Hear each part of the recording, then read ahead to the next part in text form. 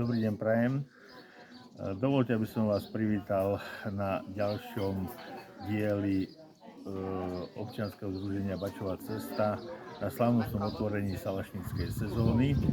Nachádzame sa na kolíbe Papradno, ktorá je aktívnym členom nášho občianskeho združenia Bačová cesta, ktorého cieľom bolo založiť skupinu chovateľov oviec a predajcov ovčiarskych výrobkov, aby sme jednoducho medzi ľudí dostali naše slovenské výrobky. Ako dobre vieme, naša potravinová bezpečnosť sa pohybuje medzi 30 až 40%, a toto je jeden z možných takých aspektov, ako by sme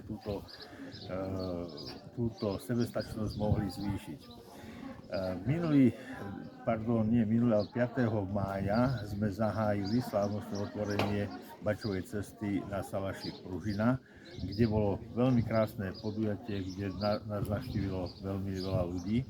Teraz to pokračuje na kolíbe Papradno. Tiež nám počasie praje a pevne verím, že bude tu na takisto množstvo návštevníkov, nielen z regiónu, ale aj mimo regiónu, lebo táto kolíba má veľmi dobré meno široko ďaleko za hranicami svojho okresu. Ďalej budeme pokračovať na Salaši Pastierská v Bobroveckej doline 26.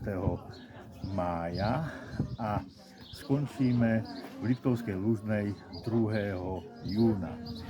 Toto je seriál podujatí občianskeho združenia Bačová cesta, kde chceme neustále zviditeľňovať chov oviec a samozrejme hlavne produkty, či už mliekového zamerania, mäsového, ale aj textilného, myslím teda na vlnu. Musíme sa o to stále nejakým spôsobom pokúšať, lebo je veľmi dôležité stav oviec udržať na Slovensku, lebo máme stále klesajúcu tendenciu a to je veľmi nevýhodná situácia pre nás, chovateľov oviec. Keď spomeniem, medzi vojnovým obdobím bolo na Slovensku 3 milióny kusov oviec, po druhej svetovej vojne to bolo 1,5 milióna kusov oviec, ale na dokreslenie ku dnešnému je to po 400 000 kusov oviec.